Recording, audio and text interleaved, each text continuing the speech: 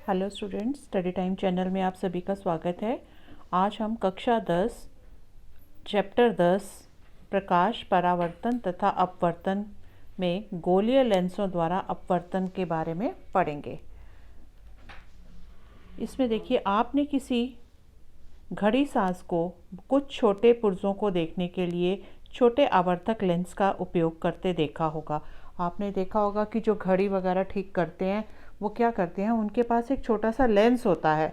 ठीक है, क्या कभी आपने आवर्धक लेंस के पृष्ठ को अपने हाथों से छूकर देखा है?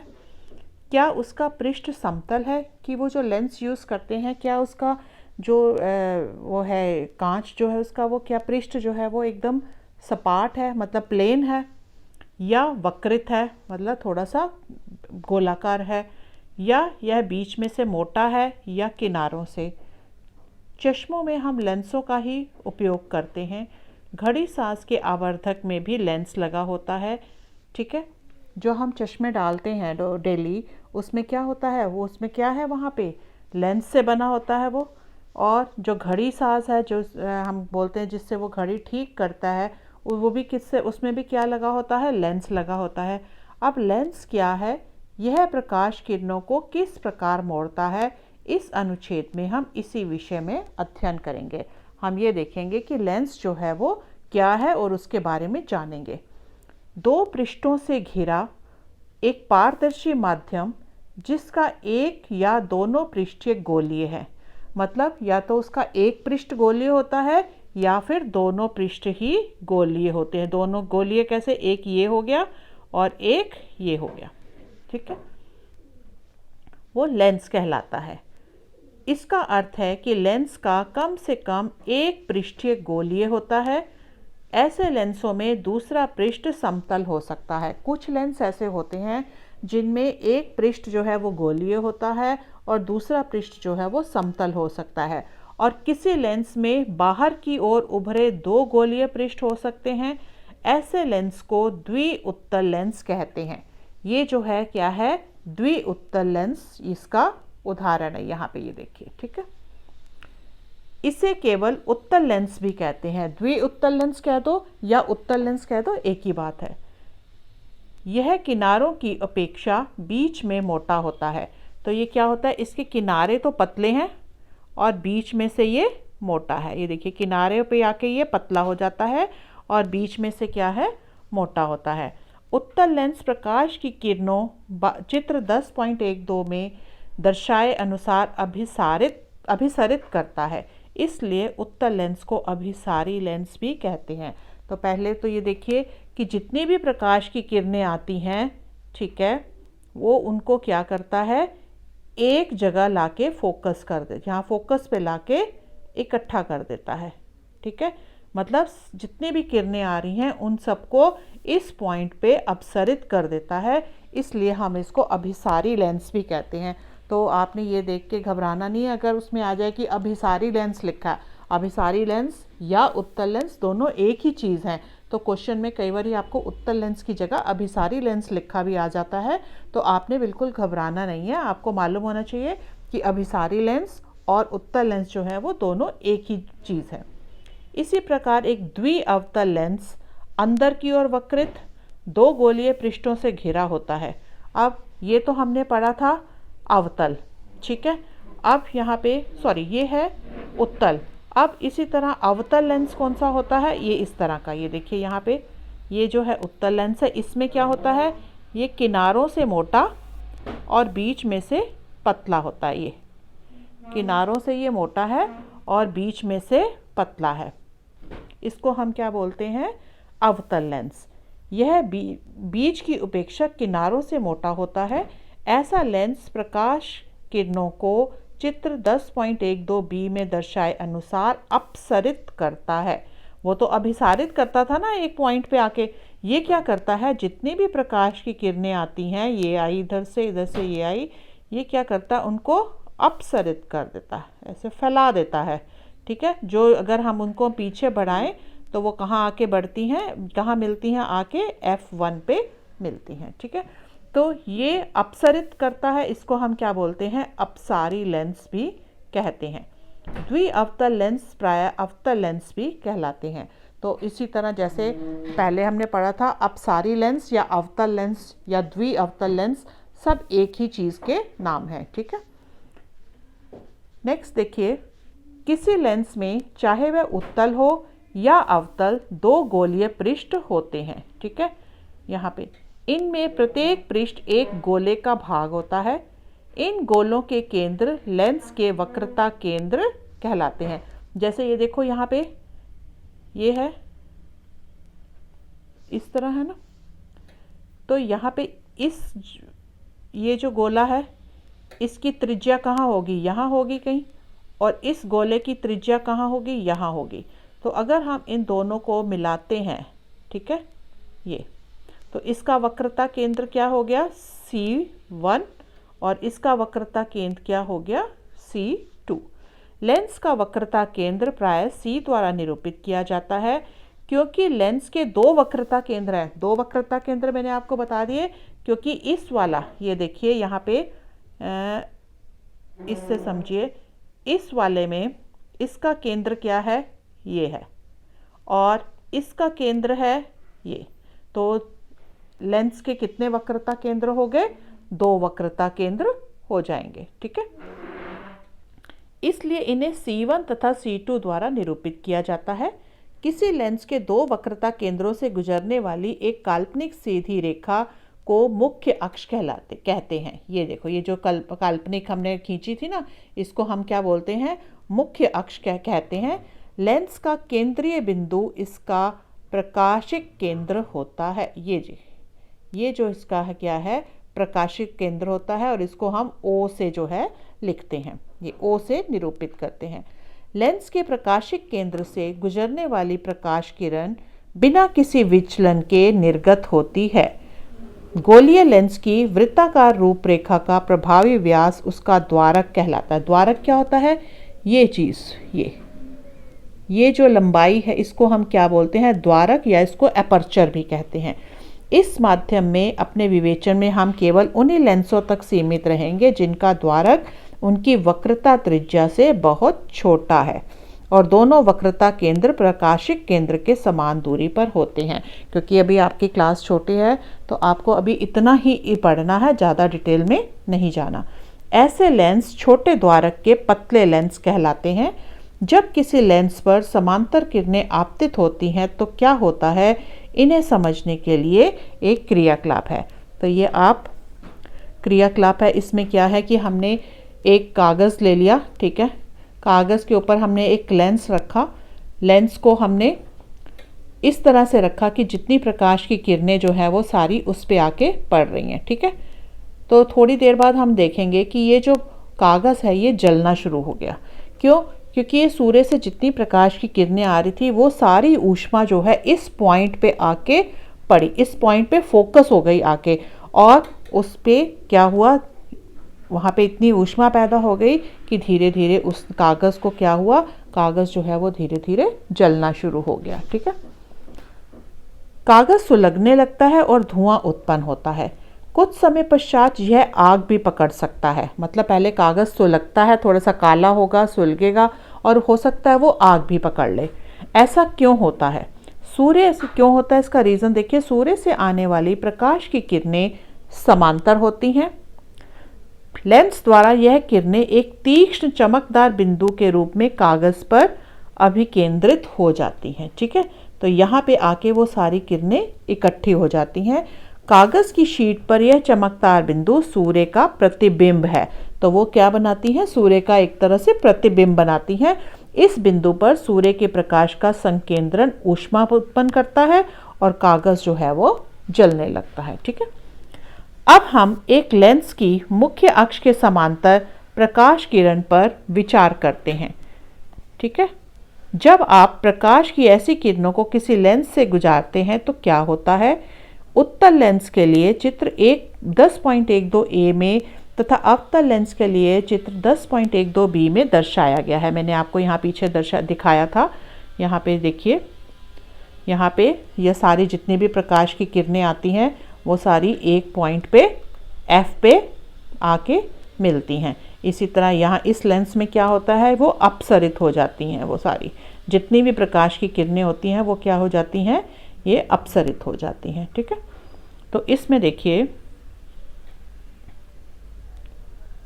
चित्र 1.2 ए को ध्यानपूर्वक देखिए। उत्तल लेंस पर मुख्य अक्ष के समांतर प्रकाश की बहुत सी किरणें आपतित हैं।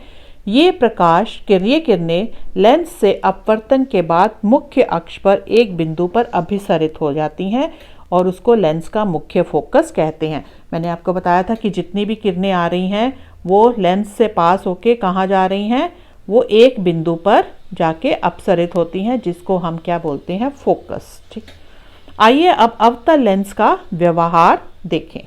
तो नेक्स्ट पेज पे देखिए, चित्र 1.2 को ध्यानपूर्वक देखिए। अवतल लेंस पर मुख्य अक्ष के समांतर प्रकाश की अन्य किरणें आपतित हो रही हैं। बेटा आप अपनी बुक का 10.12 बी जो है वो देख सकते हो साथ में बुक खोल के। ये किरणें लेंस से अपवर्तन के पश्चात मुख्य अक्ष पर एक बिंदु से अपसरित होती प्रतीत होती हैं।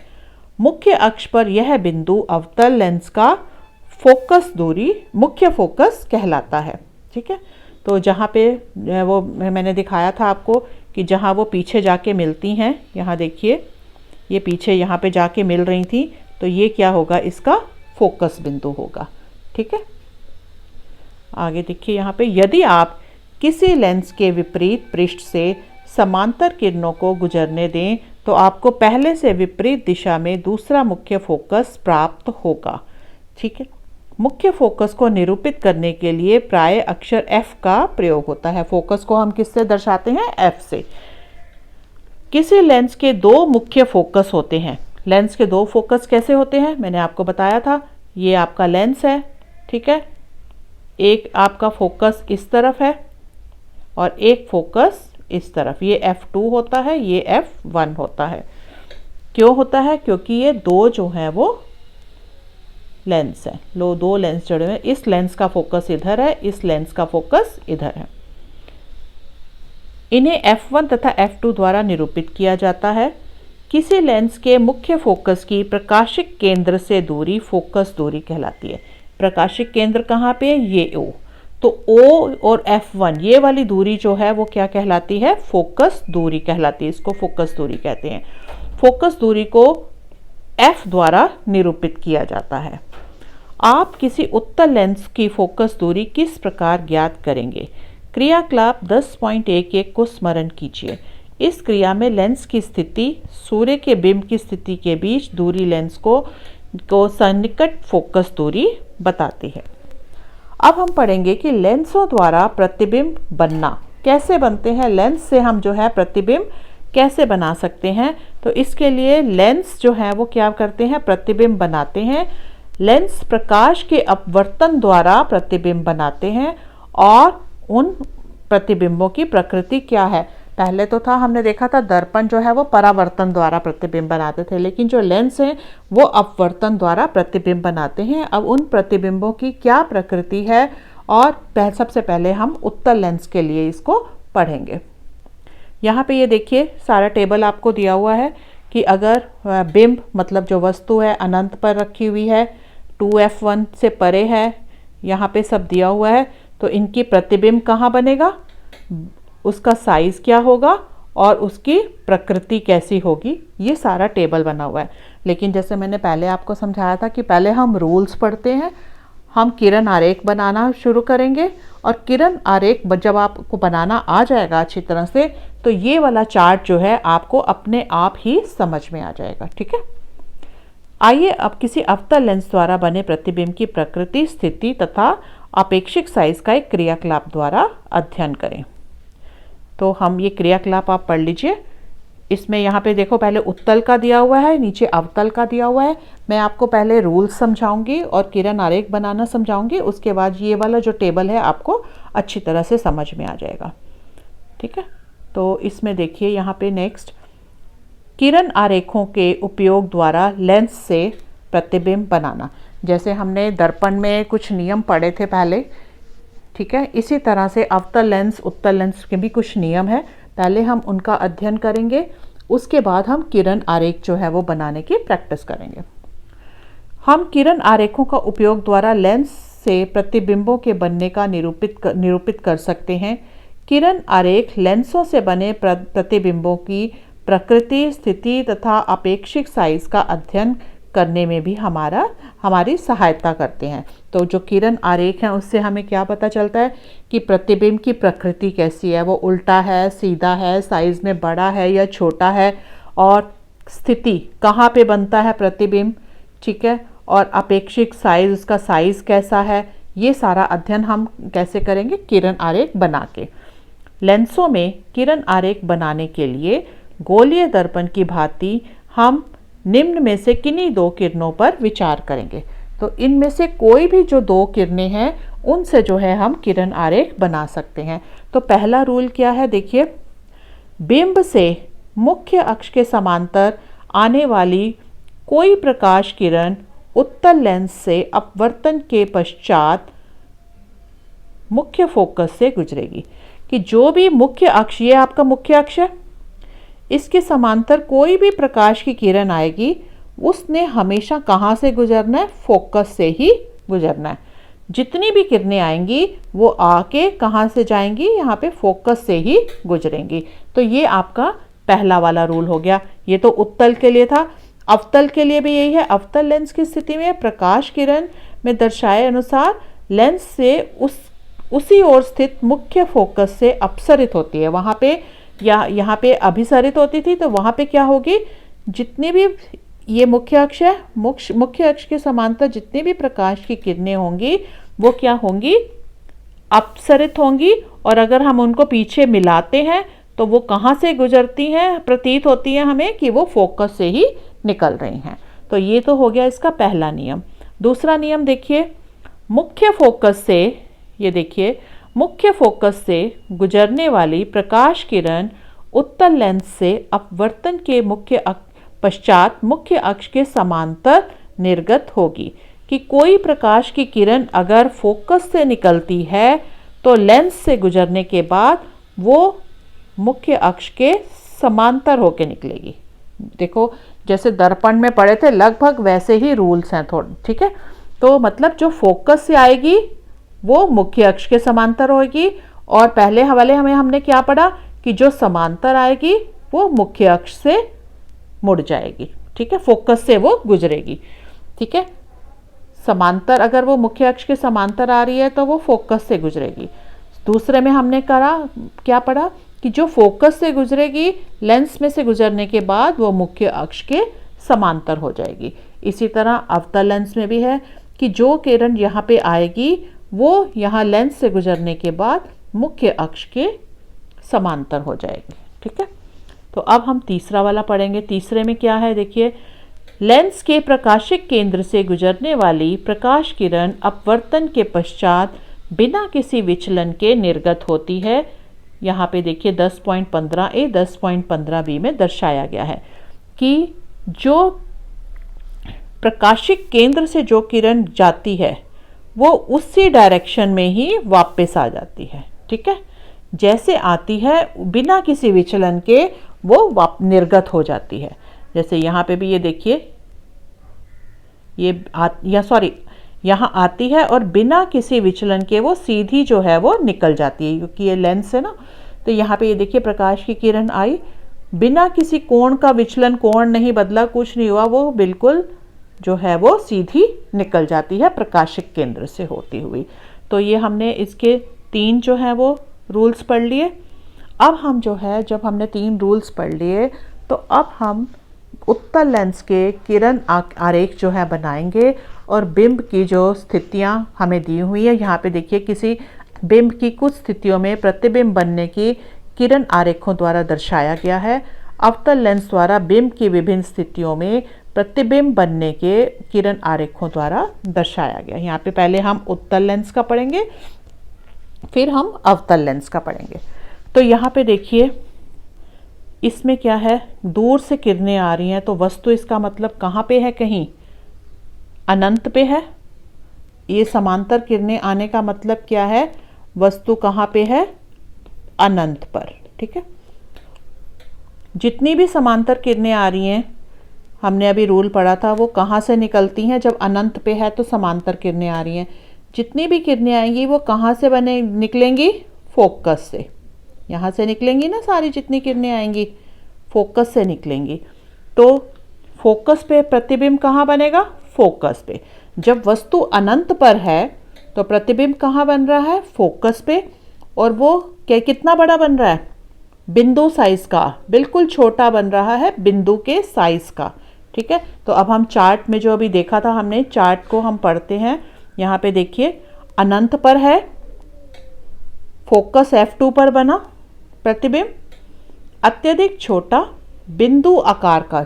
ठीक है, फिर कैसा बना? वास्तविक तथा उल्टा। ठीक है, तो यहाँ पे क्या है, जितने भी, क्योंकि वो दूसरी तरफ बनते हैं तो ज़्यादातर जो है वो क्या है, वास्तविक होते हैं, उल्टे होते हैं। खाली एक स्थिति आती है जहाँ पे आभासी और सीधा बनता है, वो अभी हम आगे पढ़ेंगे। ठीक है, तो फर्स्ट आपको क्लियर हो गया ये वाला कि यहाँ पे जितनी भी रेखाएं आई वो सारी फोकस पे मिली और यहाँ पे प्रतिबिंब जो है फोकस पे बना, छोटा बना और क्या कहते हैं, वास्तविक और उल्टा बना। अब बी कंडीशन देखें, ये है 2F से परे है, 2F के पीछे है ना, तो हम लिखेंगे 2F के परे। ये वाली कौन सी है? 2F से परे। इसमें ये वस्तु की लंबाई है, ये बिंब जो है, मतलब जो वस्तु है उसको हम बिंब भी बोलते हैं। ये बिंब यहाँ पे है। तो हमने पहले पढ़ा था कि एक रेखा सीधी जाती है, वो हमेशा कहाँ से निकलती है? फोकस से निकली। ठीक है, दूसरी प्रकाशिक केंद्र से सीधी जा रही है। अब ये दोनों जहाँ मिलती हैं, ये आप स्केल से बनाओगे तो बिल्कुल इसी तरह का जैसे बुक में दिखाया गया है, बिल्कुल उसी तरह से ही आपका चित्र बनेगा। तो यहाँ पे बनी, इधर हमने बिंदु लगाया और उस पर लंब खींच दिया इसके ऊपर। ठीक है, अब ये कैसे बनी है बताइए? कहाँ बनी है? F2 और 2F2 के बीच बना है, उल्टा बना है, वास्तविक बना है। ठीक है, और साइज में देखिए कैसा है, ये साइज में बराबर है, जैसे हमने यहाँ पे पढ़ा। सॉरी, यहाँ देखिए 2F2, 2F2 से, सॉरी 2F1 से परे है, तो कैसा बना? F2 और 2F2 के बीच में बना, छोटा बनेगा, वास्तविक तथा उल्टा बनेगा। अब तीसरी वाली कंडीशन है 2F1 पर, तो हम यहाँ पे देखते हैं 2F1 पर कौन सा वाला है? ये वाला। ये देखो 2F1 पर है ना, यहाँ पे 2F1 पर ऑब्जेक्ट है, बिंब जो है कहाँ पे है? 2F1 पर। तो 2F1 पर ये है, एक रेखा सीधी आएगी और वो कहाँ से जाएगी? फोकस से जाएगी। फिर एक रेखा जो है वो सीधी O से गुजरती हुई चली जाएगी। यहाँ प्रतिबिंब बन गया, उल्टा है, वास्तविक है। पहले बना कहाँ पे है? 2F2 पे बना है और दोनों का साइज क्या है? समान है। आप टेबल में देखोगे यही वाले पॉइंट्स जो हैं यहाँ पे आपको नज़र आ जाएंगे। ये देखिए F1 और 2F1 के बीच था, तो यहाँ सॉरी 2F1 पर था, 2F2 पर बने प्रतिबिंब समान साइज का था और वास्तविक और उल्टा था। अब हम पढ़ेंगे F1 तथा 2F1 के बीच। यहाँ देखिए F1 तथा 2F1 के बीच, ये देखिए ये F1 है, ये 2F1 है, इसके बीच जो है ये ऑब्जेक्ट है, जो बिंब है यहाँ पे है, ये AB है। यहाँ से एक रेखा जो है वो क्या होगी? सीधी जा रही है और वो कहाँ से निकलेगी? F से निकलेगी। ठीक है, और एक सीधी प्रकाशिक केंद्र से निकलेगी। तो यहाँ से हम लंब डालेंगे इधर, तो ये हो गया। ठीक है, तो अब देखो F1 और 2F1 के बीच थी ना ये, प्रतिबिंब कहाँ बन रहा है? 2F2 से परे, साइज में बड़ा, वास्तविक और उल्टा। ठीक है, तो हमने यहाँ पे भी देखिए यही वाला टेबल में यही चीज़ है। ये देखिए F1 और 2F1 के बीच 2F2 से परे बना है, बड़ा बना है और वास्तविक तथा उल्टा बना है। अब हम देखेंगे F1 पे, ठीक है, फोकस पर। यहाँ देखिए F1 पर है, तो ये वाली कंडीशन है F1 पर। F1 पर है तो इसी तरह स्ट्रेट लाइन आई और कहाँ से निकल गई, वो फोकस से निकलती हुई चली जाएगी। एक प्रकाशिक केंद्र से निकली और वो ये देखिए निकलती हुई चलेगी। कहीं ये रेखाएं जो हैं हमें मिलती हुई अभी प्रतीत नहीं हो रही। तो यहाँ पे देखिए इसमें टेबल में क्या था, यहाँ पे हमने अभी टेबल में पढ़ा था, ये देखिए फोकस F1 पर कहाँ बन रही है, क्योंकि ये समांतर जा रही थी ना, कहीं मिलती हुई प्रतीत नहीं हो रही थी, तो इसका मतलब प्रतिबिंब कहाँ बनेगा, अनंत पर, और असीमित रूप से बड़ा बनेगा, बहुत बड़ा बनेगा, ठीक है। और कैसा होगा, वास्तविक तथा उल्टा। फिर आ जाता है F1 तथा प्रकाशिक केंद्र O के बीच में। तो यहाँ पे देखिए F1 और प्रकाशित केंद्र के बीच में कौन सा है, ये वाला, ठीक है, F1 और O के बीच में, ठीक है। यहाँ पे रखा हमने, ये ऑब्जेक्ट हो गया, यहाँ पे सीधा जाएगा और F2 से निकलेगा, एक जाएगा इधर से प्रकाशिक केंद्र से। अब ये दोनों जो रेखाएं हैं, दूरी उनकी बढ़ती जा रही है ना, तो हम अगर इनको पीछे मिलाते हैं, ठीक है, यहाँ पे, और इस रेखा को भी पीछे मिलाते हैं, तो हमें प्रतिबिंब यहाँ पे प्राप्त हो रहा है, ठीक है। तो अब प्रतिबिंब कहाँ प्राप्त हो रहा है हमें, 2F1 से परे, ठीक है, 2F1 से परे, साइज में बड़ा, आभासी और सीधा। आभासी है ना, हमने इसको पीछे मिलाया तो हमें लगेगा कि वहाँ बन रहा है, लेकिन एक्चुअल में वहाँ बन नहीं रहा। तो कैसा है ये, आभासी और सीधा, साइज में बड़ा, और कहाँ बन रहा है, 2F से परे। तो इस तरह से आप ये वाले जो है सारे जितने भी किरण आरेख हैं इनकी प्रैक्टिस करो। और सबसे इजी तरीका है कि आप स्केल लेके प्रॉपर ये लेंस बनाओ, और जितनी दूरी पर O से F1 है F2 लो, और जितनी दूरी पर 2F1 है 2F2 यहाँ लो, और आप स्केल से बनाओगे, आपके बिल्कुल एग्जैक्ट फिगर्स बनेंगे। और आपको ये टेबल जो है वो याद करने की ज़रूरत नहीं पड़ेगी। ये टेबल जब आपके पास क्वेश्चन आएगा 2F से परे, आप उस तरह ही रखोगे, ठीक है। हाँ, आपको पता है ये O है, ये F1 है, ये 2F1 है, ये F2 है, ये 2F2 है। तो जहाँ जहाँ वो पूछेंगे वहाँ रख के आपने लाइन, स्केल से लाइन खींचनी है, आपको पता चल जाएगा। आप आधा घंटा अगर इसकी प्रैक्टिस करोगे ना, तो ये टॉपिक आपको इतनी अच्छी तरह से तैयार हो जाएगा कि किसी तरह का भी क्वेश्चन पूछ लिया जाए आप उसका उत्तर दे सकते हो। तो इसको अच्छी तरह से पढ़ना है, और अगर कहीं पे भी आपको प्रॉब्लम आ रही है तो कमेंट सेक्शन में मेरे से जाके आप पूछ सकते हो कभी भी, ठीक है। तो ये तो हमने देख लिया उत्तल लेंस के, ठीक है। अब हम देखेंगे अवतल लेंस में। अवतल लेंस में हमारे पास दो ही कंडीशंस हैं। यहाँ पे देखिए, जब है अनंत पर देखिए यहाँ पे अपसरित होती है ना, वो जा रही है इधर, ये चलेगी इधर, ठीक है। और अगर इनको हम पीछे की तरफ मिलाते हैं तो ये क्या होंगे, कहाँ बन रहा है, F1 पर। प्रतिबिंब कहाँ बन रहा है, F1 पर बन रहा है, और बहुत छोटा बन रहा है, ठीक है। और यहाँ पे देखो, यहाँ पे भी लिखा होगा, इसका चार्ट दिया हुआ है हमें, ये देखिए अनंत पर है, F1 पर बन रहा है, अत्यधिक छोटा बिंदु आकार का, और आभासी और सीधा बन रहा है। अब नेक्स्ट है अनंत तथा लेंस के प्रकाशिक केंद्र के बीच में। तो यहाँ देखिए लेंस और उसके प्रकाशिक केंद्र के बीच में, लेंस कहाँ है, ये प्रकाशिक केंद्र, और यहाँ पे इधर, सॉरी 2F2 और इसमें है।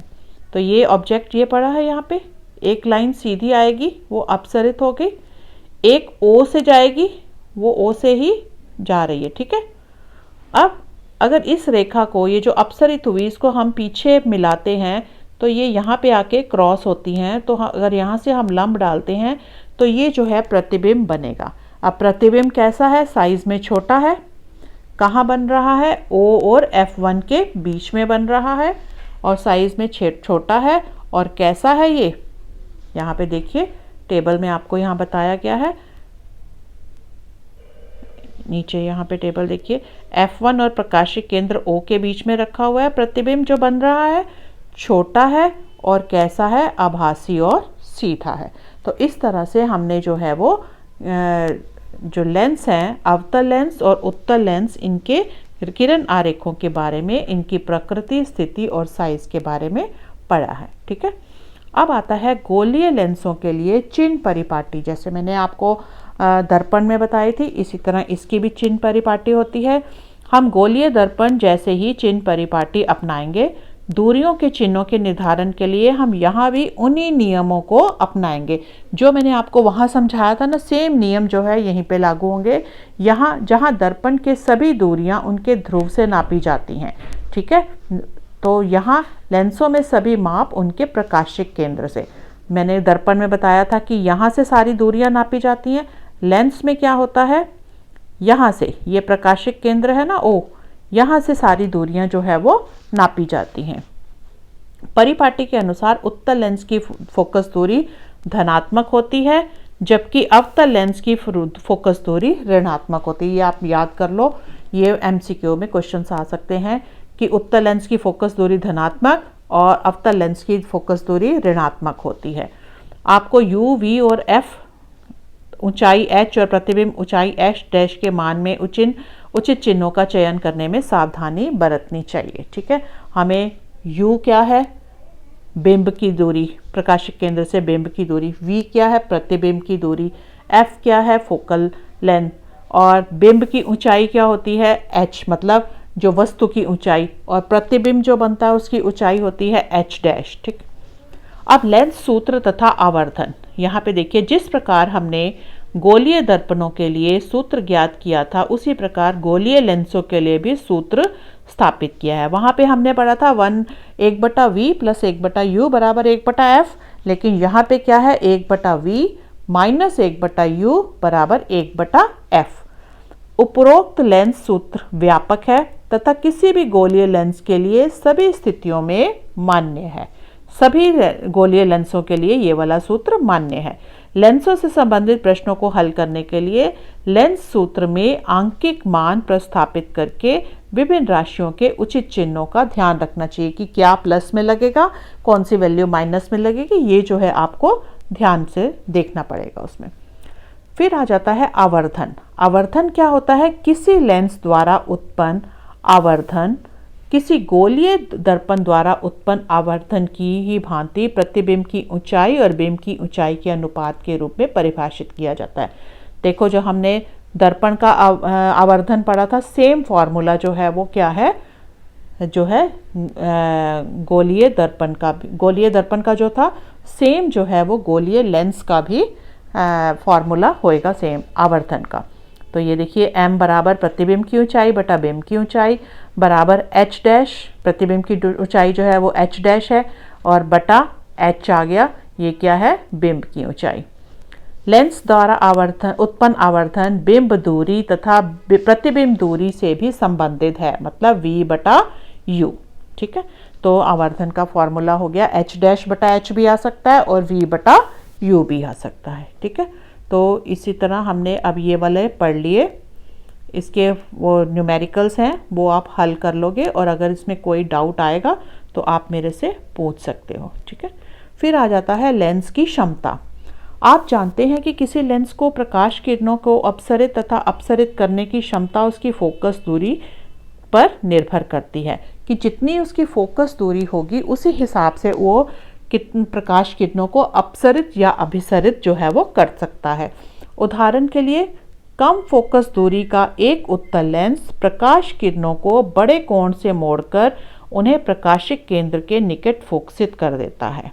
ठीक है, इसी प्रकार कम फोकस दूरी का एक अवतल लेंस अधिक फोकस दूरी के लेंस की अपेक्षा प्रकाश किरणों को अधिक अपसरित करता है। ठीक है, उसके बाद ये डेफिनेशन है, किसी लेंस द्वारा प्रकाश किरणों को अभिसरण या अपसरण करने की मात्रा को उसकी क्षमता के रूप में व्यक्त किया जाता है। लेंस की क्षमता क्या होती है? प्रकाश किरणों को अभिसरण या अपसरण करने की मात्रा को उसकी क्षमता कहा जाता है। इसे अक्षर P द्वारा निरूपित करते हैं और P बराबर किसके होता है? 1/f। f क्या है? फोकस दूरी। लेंस की क्षमता का SI मात्रक डायोप्टर है। ठीक है, लेंस को हम किस में मापते हैं? डायोप्टर में, और इसे हम अक्षर D द्वारा लिख सकते हैं। यदि f को मीटर में व्यक्त करें तो क्षमता को डायोप्टर में व्यक्त किया जाता है। तो अगर f जो है कभी सेंटीमीटर में है तो हम उसको पहले किस में बदलेंगे? मीटर में बदलेंगे। इस प्रकार एक डायोप्टर की परिभाषा दी हुई है उस लेंस की क्षमता जिसकी फोकस दूरी 1 मीटर हो। तो 1 D बराबर 1 मीटर -1 आ जाएगा। ठीक है, तो उत्तल लेंस की क्षमता धनात्मक और अवतल लेंस की क्षमता जो होती है वो ऋणात्मक होती है। ये मल्टीपल चॉइस में आपको आ सकता है कि उत्तल लेंस की क्षमता कैसी होती है? धनात्मक, ऋणात्मक, दोनों, या कोई भी नहीं। तो आपको मालूम होना चाहिए कि उत्तम लेंस की क्षमता जो होती है वो धनात्मक है और अवतल लेंस की क्षमता जो है वो ऋणात्मक है। ठीक है, तो इसके बाद चश्मा बनाने वाले जब संशोधित लेंस निर्धारित करते हैं तो उनकी क्षमता का उल्लेख करते हैं। आपने देखा होगा कि जब आप चश्मा बनवाने जाते हो तो क्या होता है, वहाँ पे जो है लेंस जो है उनकी वो उसमें पावर देखते हैं। मान लीजिए निर्धारित लेंस की क्षमता +2D है। इसका अर्थ है कि निर्धारित लेंस उत्तल है और उसकी फोकस दूरी 0.5 मीटर है। इसी प्रकार माइनस वाला अगर आ जाएगा तो वो लेंस कैसा होगा? अवतल। अगर प्लस है तो इसका मतलब उत्तल, और अगर वो माइनस में आ रही है उसकी क्षमता तो क्या होगा? वो अवतल लेंस होगा। ठीक है, तो इसी के साथ ही आपका ये चैप्टर जो है वो समाप्त होता है।